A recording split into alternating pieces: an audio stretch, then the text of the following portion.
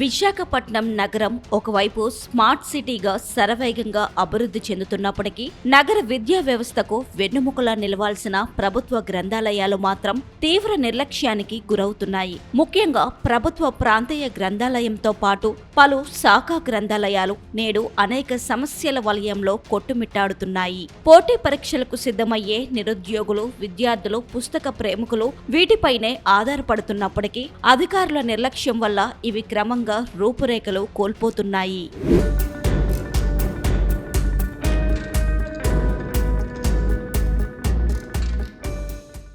ప్రస్తుత డిజిటల్ యుగంలో పోటీ పరీక్షల సరళి వేగంగా మారుతుంది. కానీ ప్రభుత్వ గ్రంథాలయాలు మాత్రం ఇంకా పాత పద్ధతుల్లోనే నడుస్తున్నాయి. ప్రభుత్వాల నుంచి సరైన నిధులు విడుదల కాకపోవడంతో లైబ్రరీయన్లు కొత్త ఎడిషన్ల పుస్తకాలను, లేటెస్ట్ కరెంట్ అఫైర్స్ మ్యాగజైన్లను కొనుగోలు చేయలేకపోతున్నారు. ప్రభుత్వాలు డిజిటల్ లైబ్రరీల గురించి గొప్పగా చెబుతున్నప్పటికీ క్షేత్రస్థాయిలో కంప్యూటర్లు పనిచేయడం లేదు. సాంకేతిక పరిజ్ఞానం ఉన్న సిబ్బంది లేకపోవడం వల్ల విద్యార్థులకు ఆన్లైన్ లెర్నింగ్ అనేది ఎండమావిగానే మిగిలిపోయింది. ఈ సమస్యలన్నింటికీ ప్రధాన కారణం ప్రభుత్వం నుంచి అందుతున్న అరకొర నిధులు మరియు సిబ్బంది కొరతే అని విద్యార్థులు చెబుతున్నారు.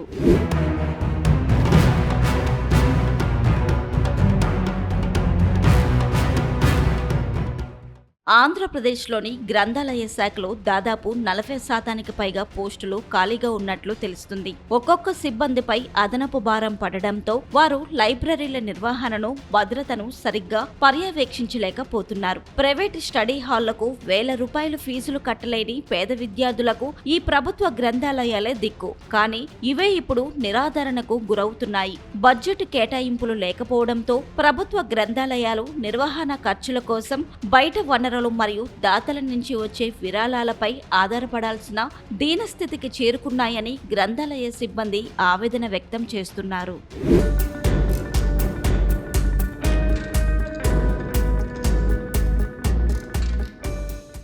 ప్రైవేటు స్టడీ హాళ్లు, ప్రైవేటు లైబ్రరీలు విద్యార్థుల అవసరాన్ని ఆసరాగా చేసుకుని సంవత్సర సభ్యత్వం పేరుతో వేలాది రూపాయలు వసూలు చేస్తూ వ్యాపారంగా మార్చేశాయి. ప్రభుత్వ లైబ్రరీలు సరిగ్గా ఉంటే పేద విద్యార్థులు ప్రైవేటు సంస్థలకు అంత డబ్బు చెల్లించాల్సిన అవసరం వచ్చేది కాదు. ఇటీవలే జిల్లా గ్రంథాలయ సంస్థ అధికారులు నగరంలోని అన్ని లైబ్రరీ ఇన్ఛార్జీలతో ఒక వీడియో కాన్ఫరెన్స్ నిర్వహించారు. ఈ సమావేశంలో అన్ని గ్రంథాలయాల్లో త్వరలోనే మరిన్ని కొత్త పుస్తకాలను అందుబాటులోకి తెస్తామని అధికారులు హామీ ఇచ్చారు.